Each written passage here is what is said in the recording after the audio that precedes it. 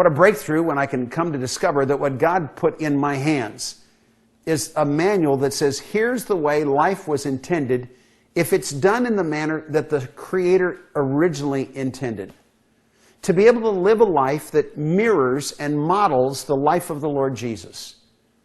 To be able to follow the lead of the one who came to demonstrate life at its best. To be able to take advantage of those who have come before me, as the Apostle Paul said in his 1 Corinthian letter, therefore follow my example as I follow the example of Christ. None of us is truly making life up for ourselves. We're all going to follow somebody else's example. And we live in a world today where examples are everywhere and where their input for life is being offered on so many fronts. We're aware of celebrities and their moment-by-moment actions through Twitter and through Facebook and through the media that allows us access to the lives of people who once lived in the shadows but now live in the spotlight.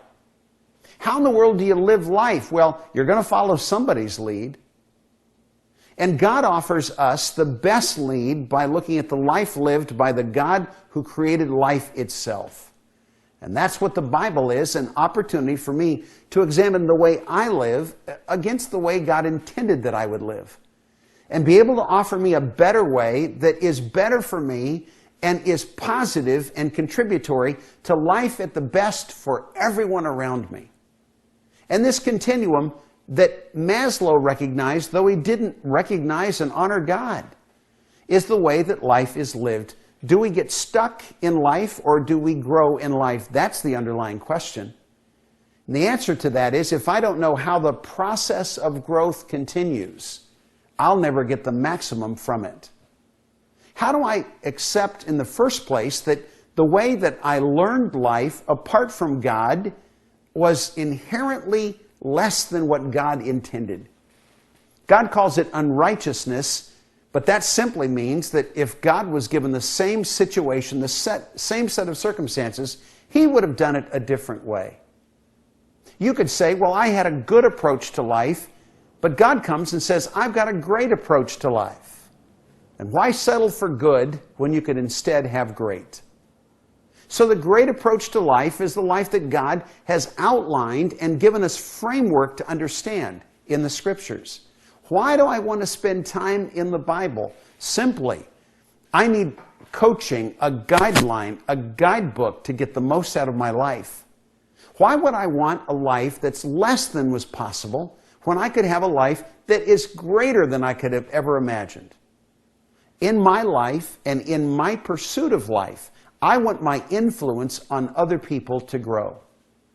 That was intended when God put it in simplest terms through Jesus in the Sermon on the Mount in the Gospel of Matthew. He said, let your light so shine before men that they would see your good works and glorify your Father who's in heaven.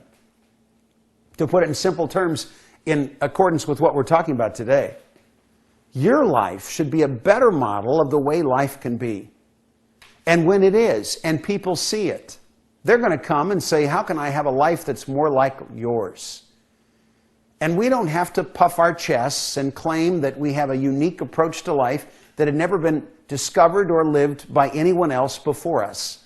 Instead, we can say, from a guidebook, a source reference that is absolutely dependable, that claims to have been offered to us by God, I've been able to capture a picture of the way God lives a human life through the model of Jesus, the Son of God.